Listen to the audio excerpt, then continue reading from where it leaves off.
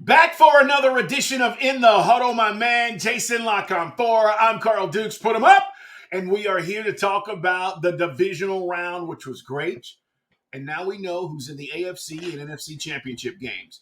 And Jason, we got a lot to chop up here because as we dissect these games that took place over the weekend, I want to start with what we saw in Buffalo and the Cheifs. And we spent a lot of time last week, you, me, and Baldy, about what the Bills needed to do. And look, at the end of the day, right, Patrick Mahomes is special.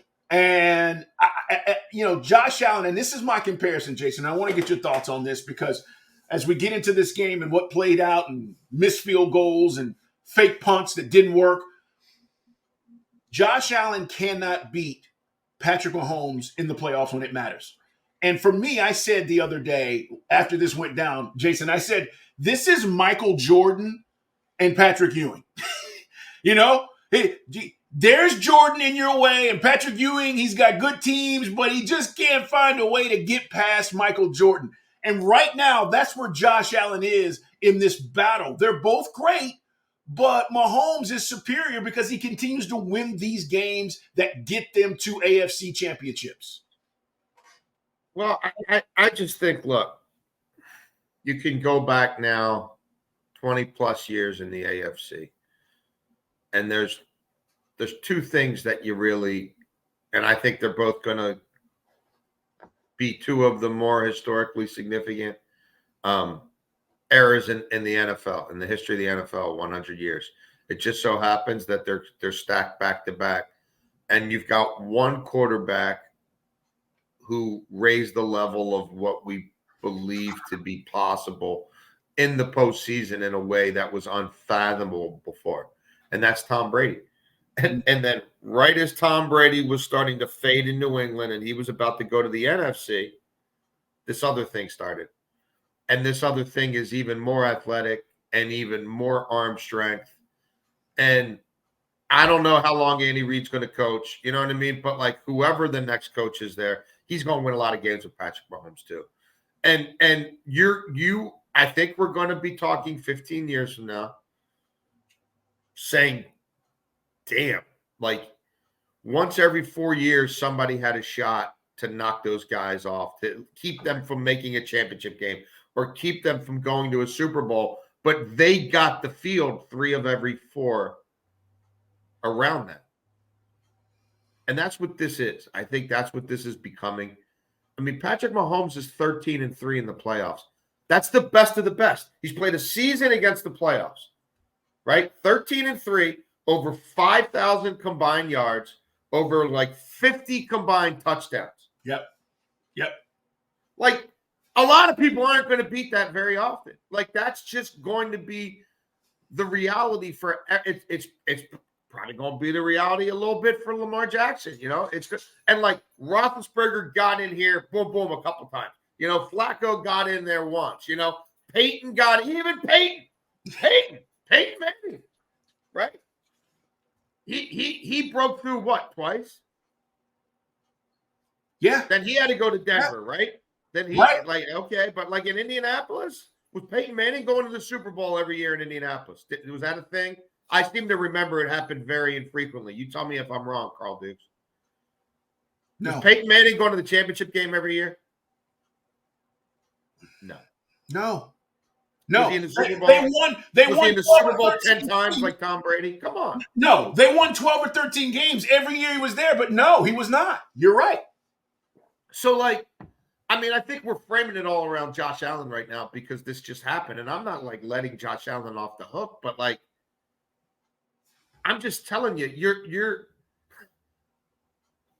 it's not going to, like, I just don't think you're going to be able to push him down the hill very often. Like he's now played 3 straight playoff games without a sack or a turnover.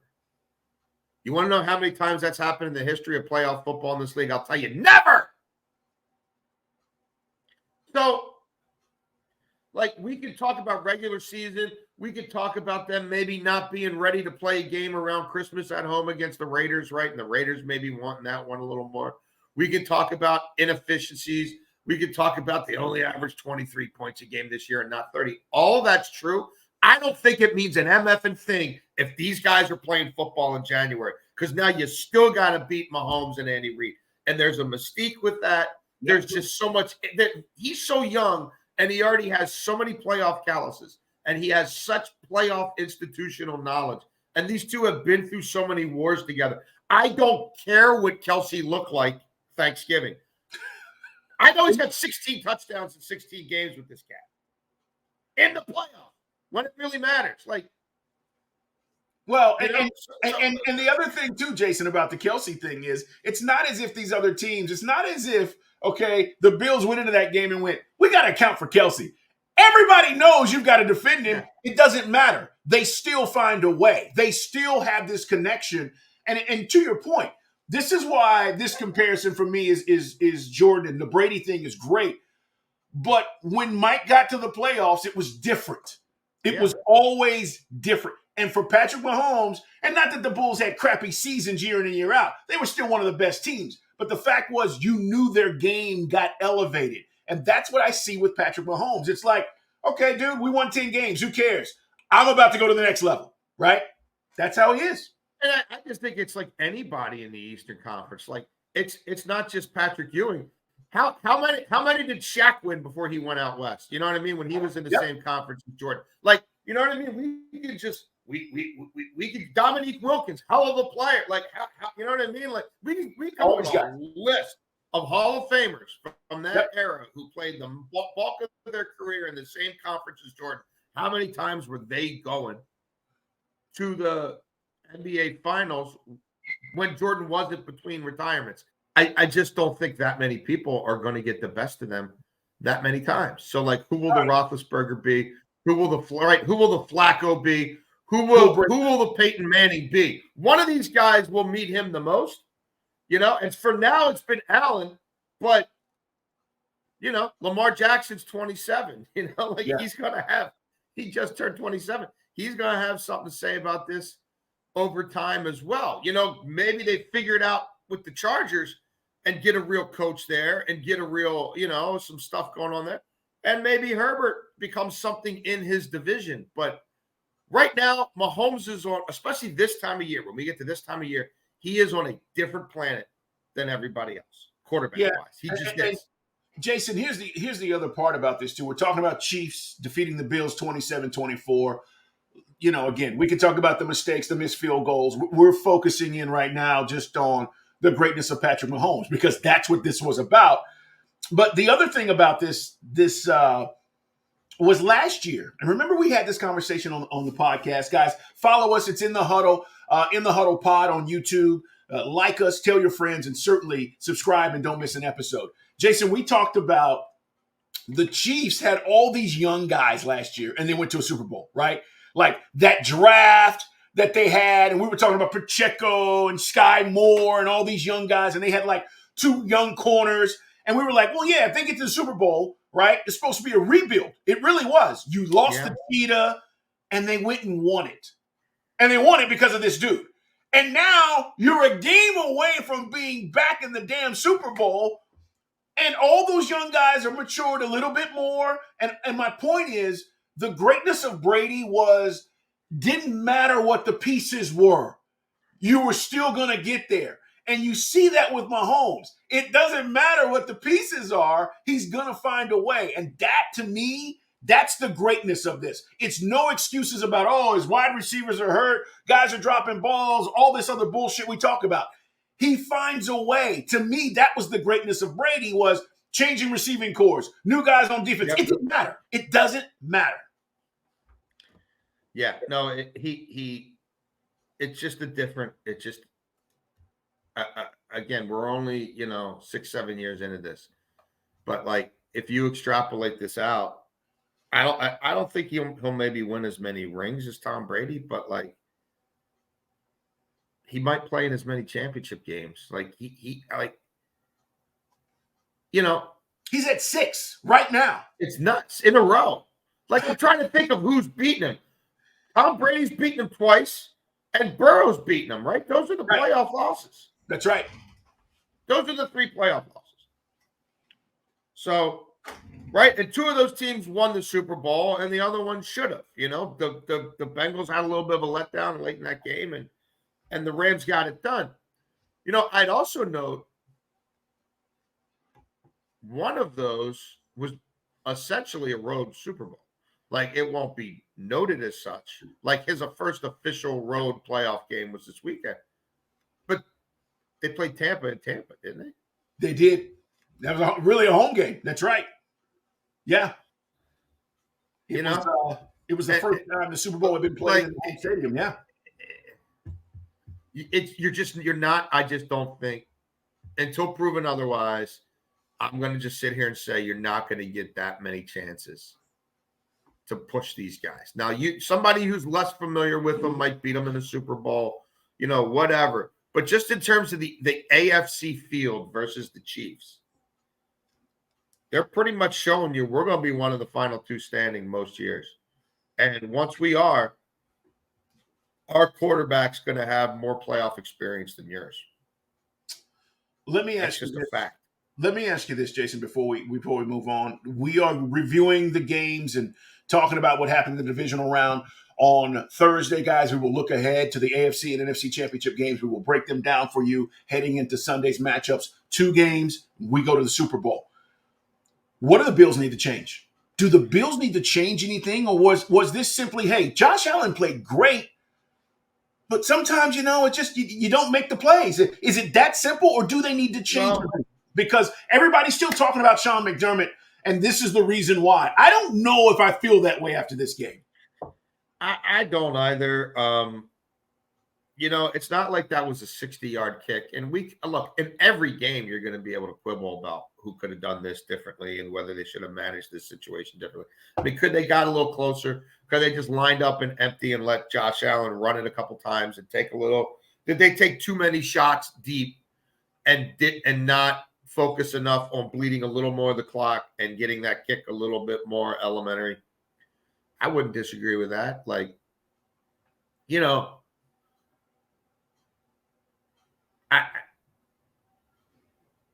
I mean, Stephon Diggs, he dropped 2 balls. They're like, and now we could say, well, if he caught that one, would he have scored too early?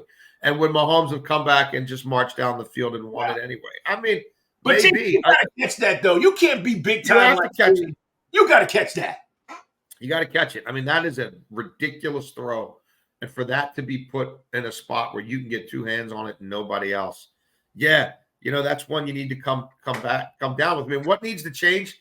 They definitely need a second vertical element. When they didn't have Gabe Davis, Shakir could kind of run underneath and do some things, but like they didn't have a second outside guy whose speed you had to worry about. Spagnuolo in the second half just decided, I'm going to take away the run. I'm not going to give this, I'm not going to let this quarterback plunder me on the ground. We're going to sell out a little more to stop the run, and I don't think they can beat us pushing the ball downfield that much. And they really didn't push the ball downfield at all, not with any effectiveness. I mean, this was like a 4.8 yard per attempt game. They needed somebody else to stretch the field. There's no doubt about that. But defensively, they needed to be healthier. Right. What did they need? I mean, they needed their linebackers. They needed their full secondary. Like that, they came into that game very limited from a personnel standpoint, and then they lost. Bodies started dropping again. Like they needed the Von Miller signing to work out. Turns out there wasn't even really a signature Von Miller moment, let alone signature Von Miller games in the postseason, right?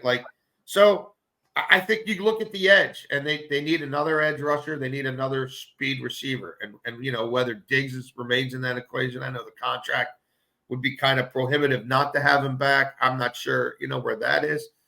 But I think, edge rusher, I think wide receiver. I do too. They've got to retool, but this whole fire Sean McDermott thing, I'm not on that.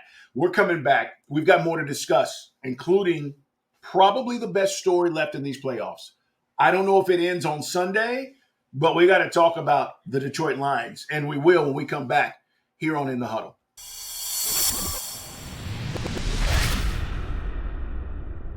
Carl Dukes, Jason La Canfora. The Lions were at home against the Buccaneers. I was waiting for Baker Mayfield to wet the bed.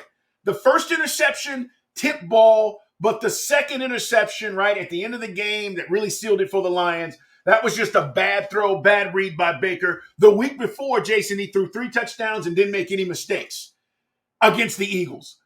Then he makes 2 mistakes that end up costing him because that first one turns into a field goal and the Bucs lose 31-23. But the story is really about the Lions, right? I mean, it's about Dan Campbell, how they built this thing, where they are 3 years in after being, a 3-win team and then almost getting there and now on the cusp of getting to the Super Bowl. So for me, this is what other teams who are in this building mode and looking for coaches in this coaching cycle and all the things we talk about in the offseason, Jason, this is who they should be looking at because it can be done. It doesn't take 5 years in the NFL anymore to turn these things around. No, I mean, it certainly doesn't have to. And this, look, I had some major, there were some red flags for me when they made this hire. And I just wondered. Me too. And the initial staff that Dan Campbell put together was a lot of former players, a lot of sort of inexperienced guys. Like, we can't pretend that the first 10, 12 games of this thing didn't look like a total mess. But it makes what they accomplished to me even more significant because he was willing to make so many changes, right? Keep an open mind, rethink some things, right? It's clear that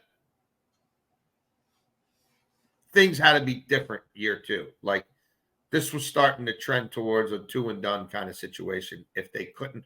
Remember how many games they'd lose late, fourth quarter, it looked like nobody really knew, where to be, what to do. And they've changed their spots. And he changed the staff. They improved in that regard. Brad Holmes, the GM, has done a tremendous job. We've talked a lot about their personnel and what a tremendous job they've done. And Dan Campbell got everybody to believe in a singular vision and brought all that together. And it's incredibly impressive. It doesn't happen that often, but it certainly tells you that it is possible. And if it's possible in Detroit, it should be possible anywhere. True. Because that family butchered that franchise for generations, plural. So this is uncharted territory, right? I mean, I think they've lost 11 straight road playoff games. This is their first championship game since 57. Right. I mean, this is very different for the Lions. But the way this Lions team's built and the way Dan Campbell coaches them, I think all that stuff, if anything, isn't going to hang over their head. It'll just be more motivation. Like, I don't think they're going to play scared or, not be up for this because of the weight of, 50 years of football futility or 60 years, whatever it is. I just think that's going to bring out the best in them. I like a lot of what they're doing right now. I understand the quarterback splits home and road and, indoor, outdoor, but he played at Cal. He played in that division. He's played in that stadium a bunch. Like, he'll be fine. They got a little healthier on the back end. And I know Baker got his yards and this or that. And that was going to happen. I thought that was going to be an over game. But, getting Gardner Johnson settled in there. Now they've got, him and Branch. So they've got, at least a couple pieces back there that you might be able to sick on a tight end or sick on a slot guy and slow down some of the bleeding and the hemorrhaging that was going on in the middle of the field. Aidan Hutchinson is playing like an absolute man possessed right now.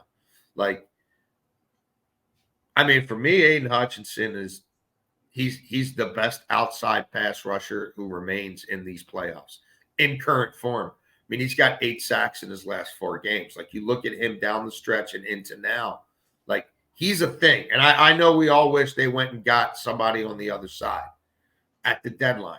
Or even, tried a Justin Houston or some of these guys who've been picked up along the way off the street. But, like, he's a one-man wrecking crew right now. And there's going to be tip balls, we'll get into the 49ers in a minute. I was less than impressed by a lot of what I saw there. And, like, I love the way the Lions are running the ball. And I think that this pendulum is finally going to switch more to Jahmyr Gibbs now. Yeah. Like, I just think this might be the week where Jahmyr Gibbs gets 12, 13, 14, 15 carries, and Montgomery gets his 8 or 9. Like, I think that paradigm's flipping. But they've got some stuff going on right now, Carl, that I think is going to allow them to soften up and deliver some body blows to that San Francisco defense. And if Ben Johnson plays this right, they can stay in this game. There's no doubt in my mind that they can stay in this game. And the way they run the ball, it's so weird in this league. Like, a lot of times you look at teams and what they do really well offensively, they have a defense that can't stop the mirror image of it. And they see it in practice all the time, and they see it all summer long in camp. And you'd be like, man, you'd think, you know what I mean, that they could stop that. But, like, they can't.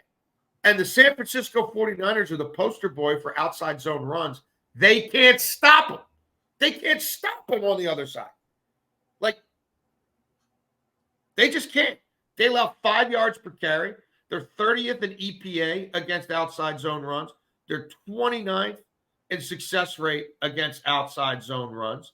Like, you'd think, okay, they like to get under center sometimes with the fullback, right, and get nasty on offense.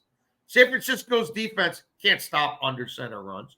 4.5 a carry, right? Like, third worst in the NFL. Like, and those are things that Dan Campbell loves. Right. Like, Dan Campbell ran the ball 52% of the time this season up the middle, third most in the NFL. Like, people told me Armstead's coming back. He's going to fix it. No, he didn't fix it. You look at the Lions running outside zone, 10 touchdowns, second in the NFL. They're fourth with 200 outside zone rushes, 5.2 per rush, third in the NFL. 1.8 yards before contact running outside zone, third in the NFL. You saw Aaron Jones. He could run off right tackle outside zone. He could run off left tackle outside zone. It was there all day long. It's a really good offensive line. Like, Patrick ran for over 100 on these guys. You're right. I'm telling you, if Ben Johnson doesn't get caught up in being cute and showing off his quarterback and worrying about what job he gets, there is a way to bludgeon these guys on the ground. And you can take the starch out of Bosa. You can take the starch out of Young. You can have them panting. And you can have a majority of their reps trying to, hope that, a tackle it isn't pushing them around. Styles make fights. And I just think Lions under center runs, Lions runs up the middle with power, Lions outside zone. That stuff's going to be a problem. They're a physical team. And we can quibble about, Tampa and who they played or this and that.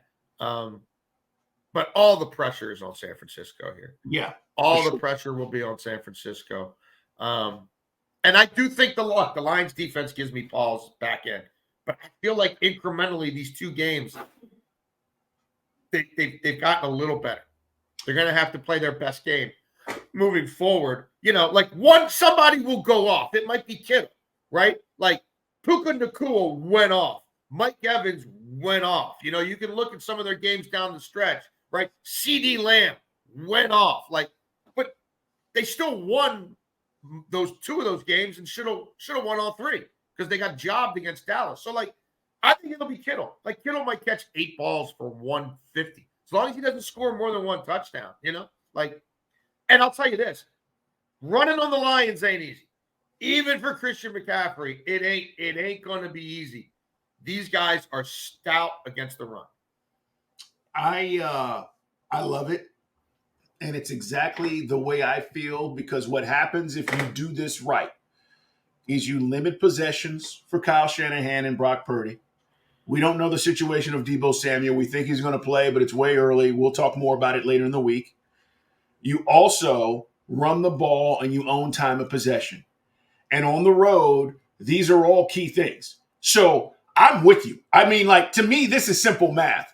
And it also sets up, if you're running it effectively with Jahmyr Gibbs, it also sets up the underneath play action, which will be wide open because now they've got to commit. They've got to commit. And all of a sudden, even though I think they have the best linebacking core in the NFL right now, those guys they got to come up, Jason. And all of a sudden, Laporta's catching balls and you're getting 10, 15 yards a pop. Now it opens up everything else. If Ben Johnson, and you said this, and I got to say this because the Atlanta Falcons have requested him for a second interview. There's a bunch of teams that have requested him. He probably will have a pick of a job. But if he's caught up in that, and we've seen it time and time again with coordinators who understand, all right, this may be my only shot, and you start freaking out and you're not focused on the task at hand, you screw your team. And I hope Ben Johnson doesn't screw the Lions this week by worrying about the job that he doesn't have yet and focusing on the job that he does have and getting this team to the Super Bowl. I think the 49ers are vulnerable. And we'll talk about their game with the Packers here in just a minute. It's in the huddle, guys. Lions beat the Bucs. This is not a fluke. This is a really good team. And if you've not watched them all year and you think this is a feel-good story, it is. But this is a very good team with a lot of talent on the field, and they're playing with a hell of a lot of confidence. So I think this is going to be a great game as we look to Sunday. All right, we've got 2 more games to talk about. We also need to talk about a few of the coaching things, and we'll do it. We'll take a quick break. We're going to come back and talk about what went wrong for the 49ers. Because if they look as bad as they did, Jason, last week, they will get beat. Yes, we're coming back in just a moment.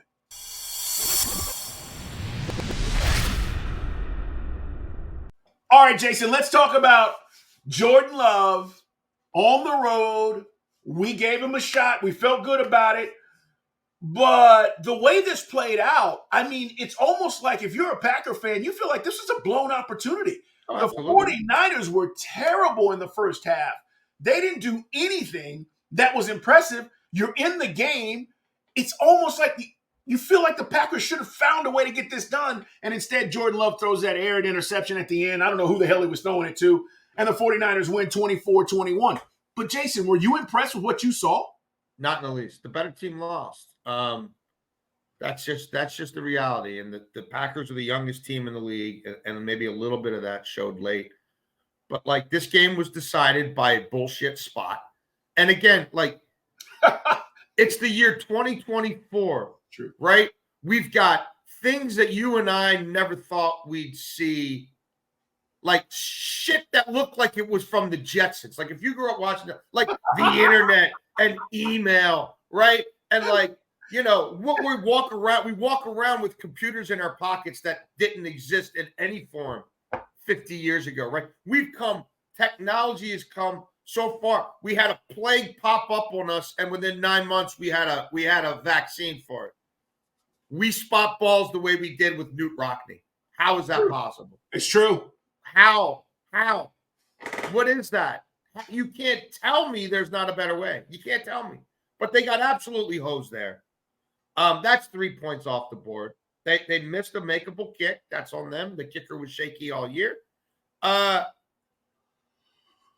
Darnell Savage drops an easy pick 6. There's another dropped interception.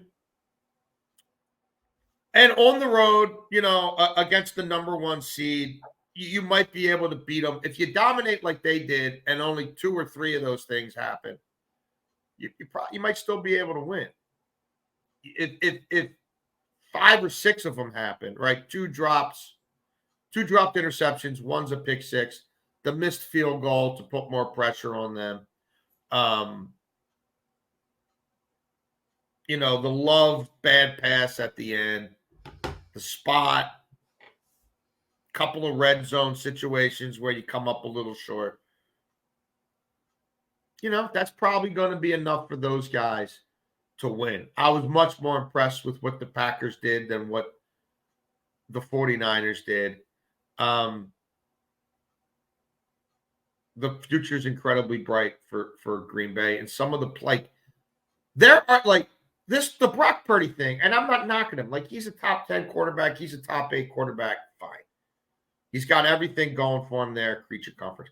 There are things that Jordan Love did in that game to create explosive plays with his vision, with his athleticism, with his unique talent that Brock Purdy wouldn't even think to throw the ball. He would never get the ball off some of those sideline throws.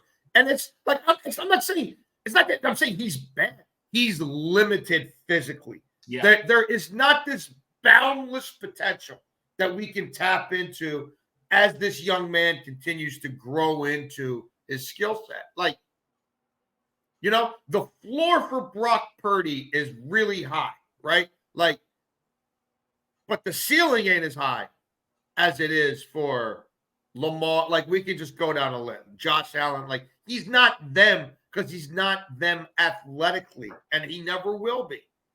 Like, Jordan Love, special combination of traits that are coming together. He's more talented, no doubt. More talented. And they ran the ball better than San Francisco. I mean, San Francisco finally in the second half got a couple of explosive runs. Green Bay ran the ball with better efficiency. They should have won the game. The Lions should be hosting the championship game, and they're not. And you know what, Carl? Like, that might wake the 49ers up, right? There'd be some people who would say, well, they got away with one. Or they might be being exposed a little bit. Like, you know, sometimes when a bully gets punched in his face in his own backyard and tastes his own blood, he ain't the bully anymore. And I'm just telling you, we get a lot of people on my show in Baltimore, and I talk to a lot of people I respect. And, like, I watched that thing happen on national television, and I said, I wonder if Brock Purdy knows what kryptonite tastes like now. Like, I just wonder, is he now thinking, you know, am I the princess? Like, am I or am I scrubbing steps? You know what I mean? Who? Like, have I been on this magic carpet ride, but like my ticket's about to expire a little bit? Like, I got questions. I got reservations, Carl. Here's what I know.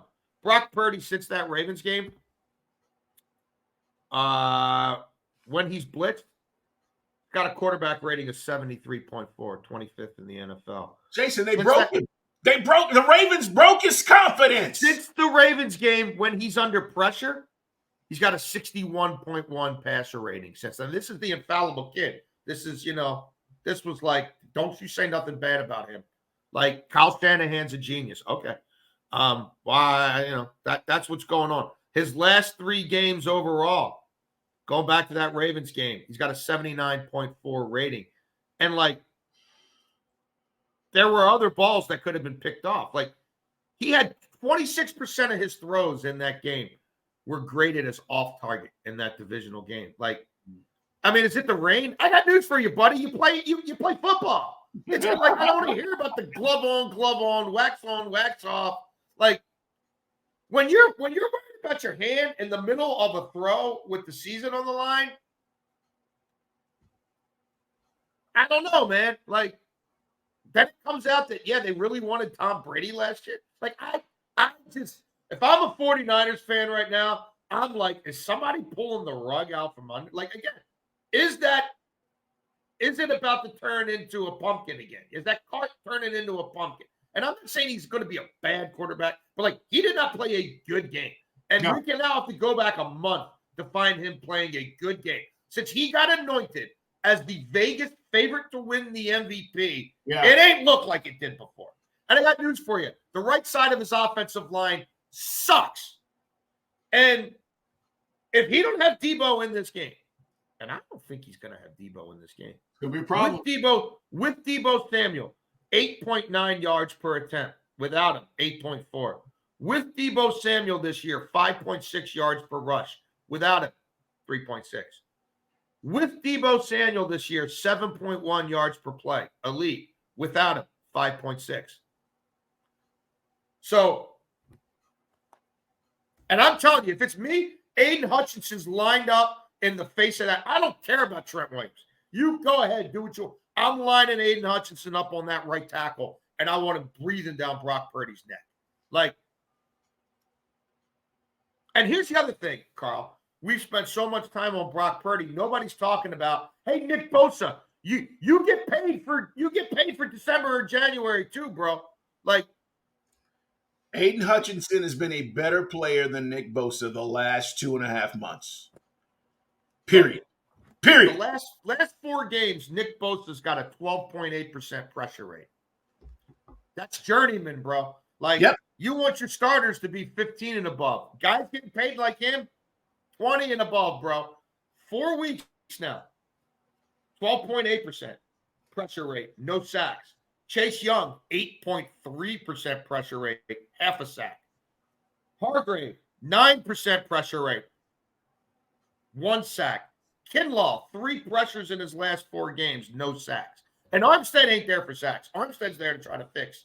He's back to try to fix their leaky-ass run defense. Like, I think Green Bay pushed him around in the trenches, and Detroit's offensive line, Baldy will tell you, those guys will maul you. And if Ragnow plays, I know they're down a guard, but if Ragnow plays and the tackles play, I see some areas that the Lions can exploit.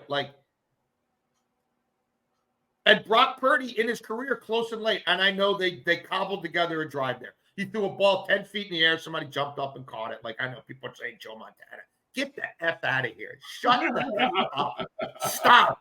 You're pulling your own pants down. Stop. Here's the thing I know. And we're talking about, obviously, the 49ers, guys. They will get the Lions at home, NFC Championship game. 49ers, they beat the Packers, but barely. And this should have looked differently. Here's what I know also, Jason. Goff can make all the throws. I'm not sure with the way that Brock Purdy's playing if he can make any of the throws that will be needed in this kind of game. To your point about without Debo. Yes, throwing it 10 feet high, to your point, and somebody going up and snagging it because they got a 45-inch vertical. That's different than dots. That's different than ball placement and dots. And Jared Goff is capable, and I've seen it. You've seen it. He can make those throws. I don't know how this plays out, but I'm leaning Lions. Call me crazy right now, but that's the way I feel. And if Kyle Shanahan can somehow, get these guys, maybe you said it, they wake up and they snap out of it, and all the things we're talking about, pressures go up, plays are made, quarterback's way better than he was last Sunday. All right, then you feel good that the 49ers are going to get back to a Super Bowl. But I got to say this. If they don't, you start to look at this and you go, all right, so you're winning 12, 13 games a year. You're getting to the NFC Championship game 3 out of the last 4 years. You've been to a Super Bowl and lost 1. And then you lose at home again, potentially on Sunday in another NFC Championship game. You kind of start going, what the hell's going on, right? So this is, you said it, all the pressures on the 49ers. This is the biggest spot. I think the Ravens being at home, okay, and they beat the Texans. We're going to talk about that in a second. But you're playing Patrick Mahomes, okay? That's different. The 49ers are getting the Lions, which has been a Cinderella story, and you've been the best team in the NFC all year long. All the pressure's on these guys to get it done. And if they don't, I just feel like you got to look at this thing and go, okay, that's 4 or 3 NFC Championship games in 4 years, and you still haven't gotten to the ultimate goal. So let's switch gears, Jason, and talk about the Ravens game because Lamar was special.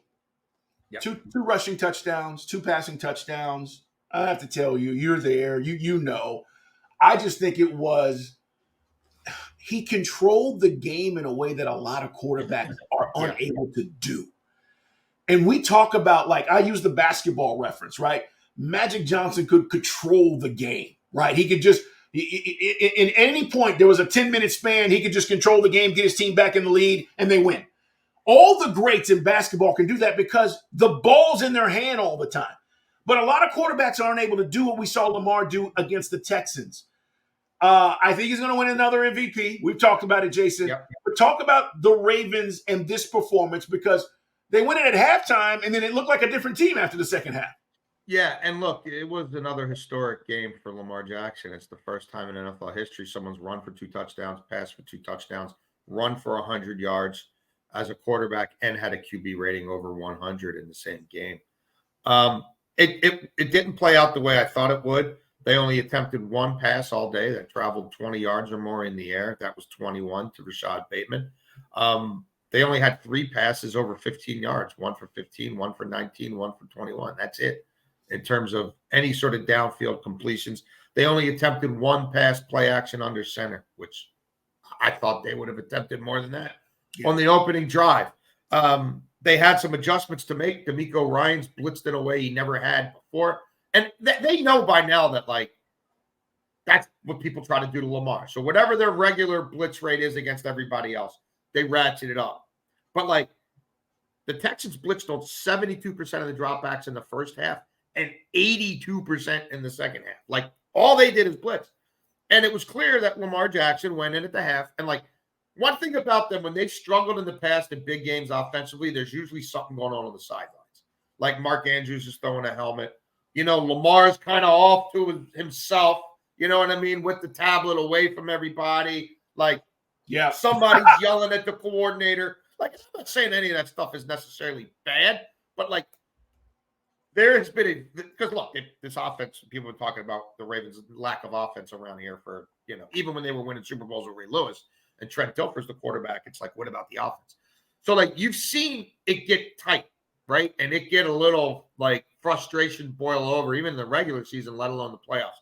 And as bad as that first half was offensively, and it was bad, everybody stayed calm. Lamar took the reins at the half. And Lamar figured out, like, I can't hold the ball 3.9 seconds. He held the ball 3.92 seconds in the first half. It came out under 2.5 in the second half. I'm going to find my hot, and I'm going to throw it to my hot, and that's going to be it. He went from trying 8 yards on average pass in the first half to 5 in the second half. Like, I'm just going to embrace that. And then when they get lined up in man, and I see big swaths of green grass, I'm going to run. And by the time they turn around and find me, it's a first down. And just individual brilliance. I mean, you know, it's his call, the 4th and 1 bootleg. You know what I mean? He decides what he wants to do with the ball in his hands. Do I want to throw it? Do I want to pitch it? Do I want to keep it? I mean, that put the game away, the 4th and 1 from midfield. And they just played keep away in the second half. They held the ball for over 20 yards in the second half. They ran over 20 times for over 130 yards in the second half. It was, you know, it was bully ball. It was going to be a big ask for Stroud and those guys. First road playoff game in a raucous environment on a day that's 12 degrees. Yeah. It was going to be tough. Ravens defense, phenomenal. They didn't get in the red zone. They only scored 3 points, right? The other was a return. So it was special teams. Defense, utterly phenomenal. Nico Collins made 2 plays, you know, in a 2-minute drill at the end of the first half. That was it. They absolutely took away the run game, and stopping the run has been a problem for them. But, yeah, this was about Lamar. I mean, there was no other offensive star, right? Like, Justice Hill had a really nice game. He ran for 60 yards. You know what I mean? Like, Isaiah likely caught a touchdown pass. He only caught a couple balls in the whole game. Odell Beckham didn't show up on the box score, you know? Zay Flowers, nothing special. Like, it was Lamar and the defense. So, yeah, he didn't turn the ball over. He produced 4 touchdowns. He's master class. And now this is a game for the ages. Like, it is. It's going to be someone who will go down as arguably the most talented and I think greatest quarterback in NFL history, Patrick Mahomes, against arguably the most dynamic quarterback in NFL history. It's a great way to put it. And I can't wait. And I know you can't. And Baldy's going to join us later in the week to help us break down the games up front, offensive, defensive line, secondary, all the things that are going to matter on Sunday. But before we get out of here, I want to ask you your opinion of the hiring of Brian Callahan to the Titans. Another job is filled. So now that's 3, right? We got Gerard Mayo, obviously, with the Patriots. We saw the Raiders do the right. Raiders 2 were internal. Yeah. And then now Brian Callahan goes to the Titans. Okay. They needed a guy to work with Will Levis. Yep. I get it. Any reservations here about Callahan? No, I mean, look, I think, you know, you had a sort of cluster, a bucket of these young guys. Bobby Slowick, you know, Callahan, Ben Johnson, who were going to kind of make the rounds. who've done good things with young quarterbacks. I mean, with golf, not so much young, I guess. Ben Johnson, but play callers, all that stuff. His dad obviously is one of the best offensive line coaches in the history of this game, and his dad is has been an interim head coach, and was also the coach of the Raiders. He's been interviewing for a few years now, and like the Titans were going to hire from that bucket.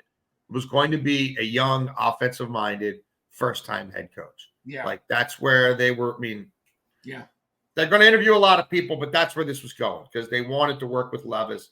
And, we're not sure if Vrabel's getting another job and are we going to be paying this guy to go away or the offset's going to kick in. I think young first time also means cheap. So certainly cheap relative to the Belichicks and the Harbaughs of the world. And so, do you want to wait for Ben Johnson? I mean, you can, but, I think Ben Johnson's going to the Commanders. Most of the industry has felt that Ben Johnson is going to the Commanders for a while, And, if I'm Slowick, and I just had this playoff run and I'm pretty hot, I don't know that I'm taking this job. Right. I might kind of do what Ben Johnson did last year. And, look, Stroud, I'm going to be back in it next year, right? That some of these other dudes will take some of these jobs I don't love as much. And, he's only done it for 1 year. He doesn't need to jump. Whereas Callahan, he's been through this rodeo a little bit.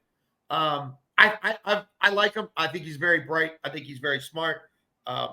Everybody wants to hire, within that McVay-Shanahan family tree, and he's an extension of it.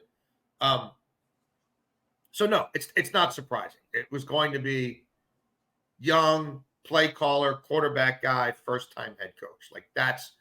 That's where they were going, and they got their guy, and we shall see. We'll see how all this shapes out.